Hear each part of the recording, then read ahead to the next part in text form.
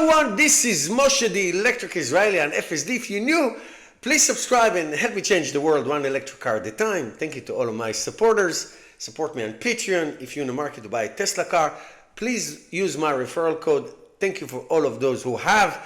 Today we're going to talk about this. Today we're going to talk about ecosystem. I want to show you this slide that, of course, AI created for me. Notebook LM, I highly recommend it, by Google.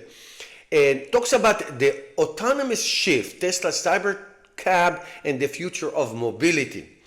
And it has 3 or 4 main components. Obviously, the physical AI, which is the Tesla car, which are Tesla cars, especially the Cybercab that it's going to be ramping up its production. It's the massive supercharger network that Tesla has all throughout the United States, and especially the one that is going to be built in California, 400 stalls with wireless option. Of course, utilize grid partnership. This is a partnership that is formed between Tesla and Google to maximize the existing grid. We'll talk about it. And of course, the proliferation of Cybercabs or Tesla Model Ys into American cities. But the first thing that to me is most important, and the Secretary of Transportation, he's really awesome, Sean Duffy, he really talks about this is a race. This is a war. Who gets to physical AI, who gets to AI in general. And I don't want to get into geopolitics. I try not to talk about it in this channel. But if you think that Venezuela, the war in Venezuela, the war in Iran, is not connected to the race for energy resources between the United States and China, well, think again.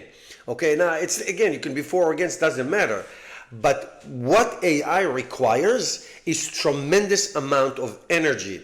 Now, if it's only going to be about oil, then it's going to be bad. It has to be other forms of energy, and utilizing energy infrastructure right now that is not utilized to its maximum, and having grid that is stable and reliable to power AI. If you do a regular Google search for anything, and you do the same search on any platform where there is Gemini, Grok, ChatGPT, the consumption of electricity is 6 times more. So for that, you need a reliable energy. If you want electric cars driving around mega cities in the United States, North America, Europe, the Far East, and you want them to be reliable, and you want them to charge charging infrastructure, you need to have all kinds of forms of energy. For example, there is a supercharger in North Carolina.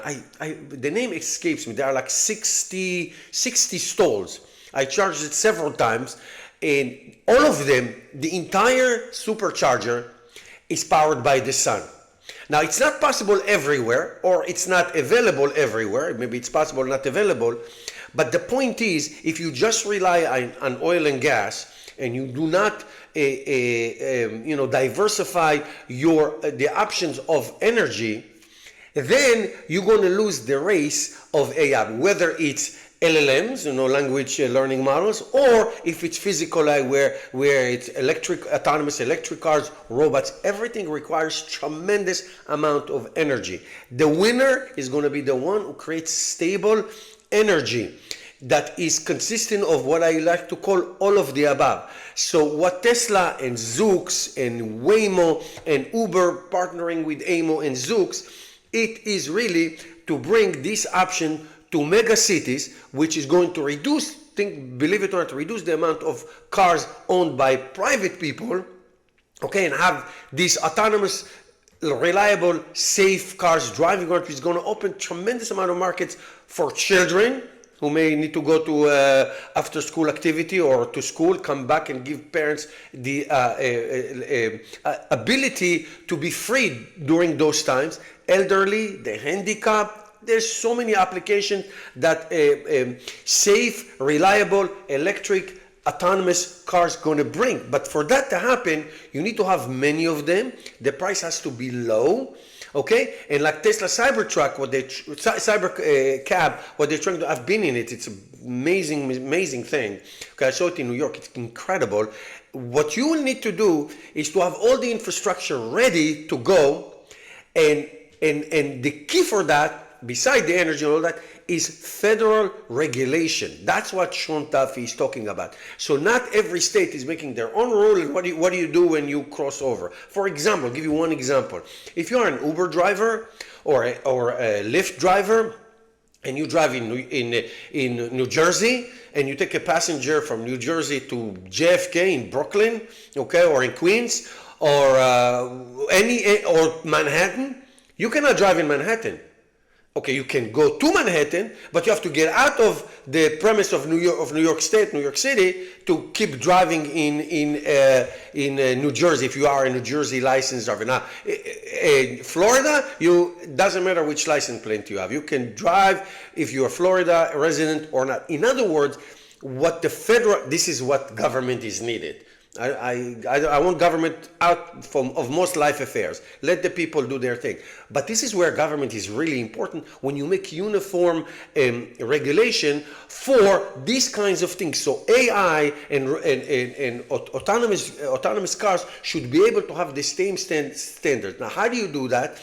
If a car is autonomous and it's safe, by far safer, we know the data doesn't lie, by far safer than a human, then why do we need steering wheel and pedals?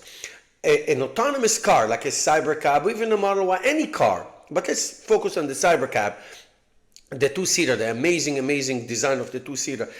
It doesn't have to be 0 to 60 for 3 seconds. It doesn't have to go 300 miles. 200 miles is plenty. 200 miles, it will give you a lot of rides. Then it goes to the wireless charging station, charge, get vacuumed, and move, or by robots, or by humans, or both, it doesn't matter, and go back and work for 18 hours a day, which is, by the way, a regular car sits and doesn't do anything for 20 hours a day, or 22 hours a day. Most cars sit 22 hours a day, or 20 hours a day doing nothing.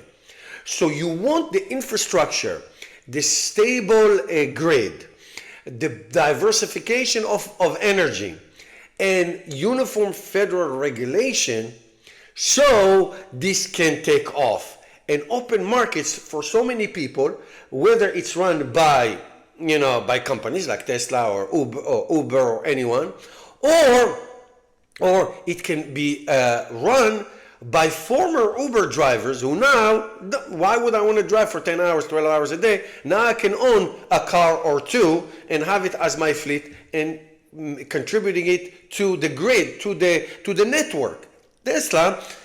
Tesla is planning to start selling to individuals Cybercabs this year with no steering wheel, with no pedals. Go ahead, contribute it, put it on the network, and that's what you do. It's really incredible. But for that, you need the federal regulation, you need the infrastructure, you need stable grid. However that you do that, with solar power, with wind, with oil and gas, everything counts. Everything has to be part of it. Okay? It's very interesting. Very interesting. We're living in very interesting times. Thank you guys for watching. And here's a word from my sponsor.